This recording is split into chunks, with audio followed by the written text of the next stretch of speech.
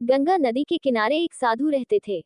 वे न केवल विद्वान थे बल्कि उनके पास जादुई शक्तियां भी थीं। एक दिन वे ध्यान में मग्न थे, तभी बाज की चोंच से एक चूहिया छूटकर उनके हाथों में आ गिरी। उसकी छोटी सी पूंछ व काली चमकीली आंखें थीं।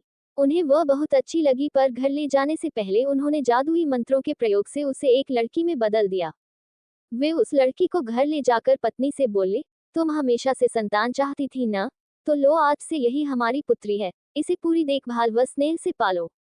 साधु की पत्नी भी अपनी पुत्री को देख प्रसन्न हो उठी।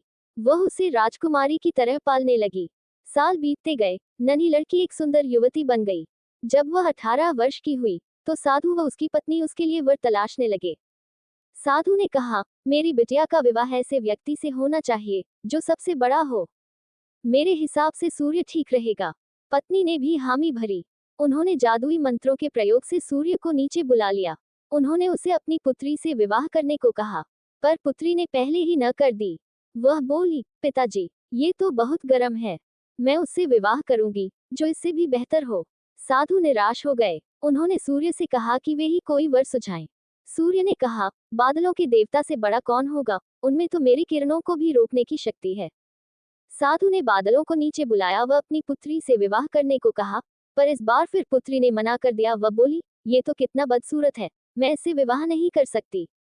साधु ने बादल देवता से कहा कि वही कोई अच्छा वर सुझा दें। वे बोले, पवन देवता ठीक रहेंगे, वे तो मुझे भी अपने फूंक से उड़ा देते हैं। साधु ने पवन देवता को बुलाकर अपनी पुत्री से विवाह करने को कहा। पुत्री ने फिर इनकार कर दिया। वह बोली, मैं इससे शादी नहीं करूंगी। ये तो कहीं टिकते नहीं, हमेशा यहाँ वहां भागते रहते हैं।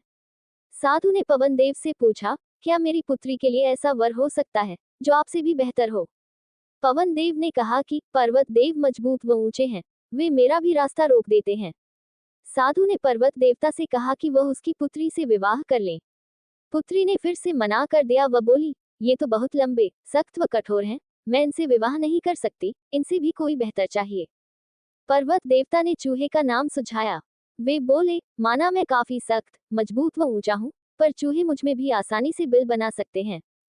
साधु ने चूहे को बुलाया। उसे देखते ही उसकी पुत्री खुशी से उछल पड़ी। हाँ पिताजी, यही तो है वह, मैं जिससे शादी करना चाहती थी। साधु ने सोचा, इसे ही किस्मत कहते हैं। यह एक चूहिया थी और एक चूहे से विवाह करना ही इसके भाग्य में लिखा है। उन्होंने जादुई मंत्रों के प्रभाव से पुत्री को फिर से चूहिया बना दिया। चूहा व चूहिया विवाह करके खुशी खुशी रहने लगे।